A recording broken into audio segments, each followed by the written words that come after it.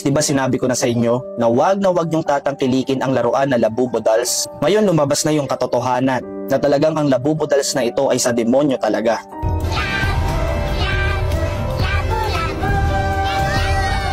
Sa video na ito, mas i-reveal pa natin na talagang ito ay hindi natin dapat tangkilikin, lalong-lalo na kung ikaw ay Kristiyano at galing sa Biblia ang pananampalataya mo.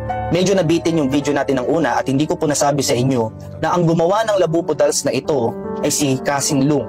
Actually, itong si Kasing Lung, hindi lang Labubo Dolls pala ang kanyang ginawa. Meron pa siyang ibang mga laruan na ginawa, na mga monster dolls na ginawa. Andiyan na nga po si Taikoko, Zimomo, Labubu, Spooky. At napansin ko lang sa mga laruan na ito, talagang nakakatakot yung mga itsura nila. At yung pinaka-cute lang or medyo hindi lang nakakatakot ng konti na itsura ay ang Labubu. So si Labubu doll ay isang monster elves or mga duwende. Ito yung kumakalat sa mga tao. At ngayon matutuklasan natin na ang leader pala ng mga Labubu dolls or mga Labubu elves na mga duwende ay si Zimomo. Sa atin pong pagre-research, natuklasan po natin sa IG account ni Kasing Lung si Zimomo. At makikita natin talagang demonyong-demonyo yung itsura ng Zimomo doll na ito. Meron pang tatak ng 666. In the book of Revelation chapter 13 verse 18, makikita po natin ang tatak ng halimaw na 666. So ang numerong ito po ay tatak ng demonyo. Ngayon mapapaisip ka, kung itong doll na si Zimomo ay leader ng mga Labubu, tapos may tatak ng 666 or tatak ng halimaw o ng demonyo, tapos leader pa ng mga demonyo, mapapaisip ka talaga na hindi kaya ito ay nagre-represent kay Satan, kay Satanas. Ngayon, meron pong isang video, ito pong si Kasing Lung na nakaupo, at habang siya po ay nakaupo, ito pong si Zimomo na leader ng mga demonyo, unti-unting lumalapit sa kanya.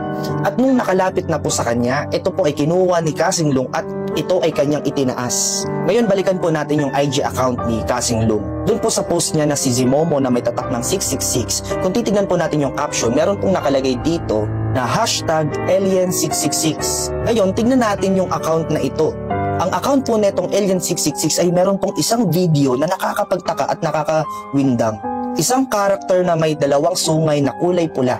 Nagsimula siyang baby tapos unti-unting lumalaki at makikita natin na itong karakter na ito ay biglang kinuha paakyat ng mga UFO or mga aliens. And look mga kapatid, tignan nyo po yung background ni Kasing Lung.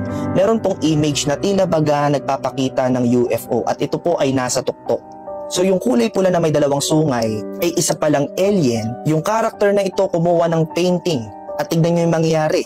Biglang lalabas si Zimomo. Zimomo na may tatak ng 666, may sungay kulay pula. Another deception, another deceiving, another panlilinlang sa ating mga tao. Mga kapatid, alam nating lahat na tayong mga Kristiyano, we don't celebrate Halloween. Pero ito pong Labubo Dolls na ito ay nagse-celebrate ng Halloween. Ito po ay talagang makamundong gawain. Kaya nga po ulitin ko, kung ikaw ay isang tunay na Kristiyano, dapat hindi ka worldly or hindi ka makamundo at hindi ka dapat tumatangkilik ng laruang ito. Dami po ngayon mga naglalabasan ng mga Labubo Dolls na kung saan pinapakita talaga at pinopromote ang mga malademonyong buhay, malademonyong environment.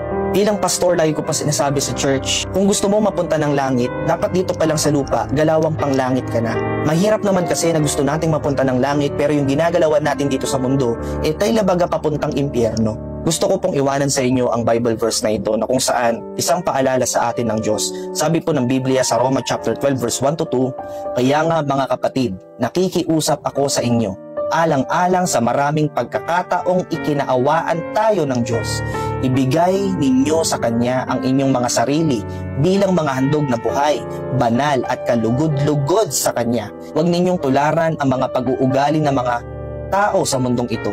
Hayaan ninyong baguhin kayo ng Diyos sa pamamagitan ng pagbabago ng inyong mga isip para malaman ninyo ang kalooban ng Diyos, kung ano ang mabuti, ganap at kalugod-lugod sa Kanyang paningin."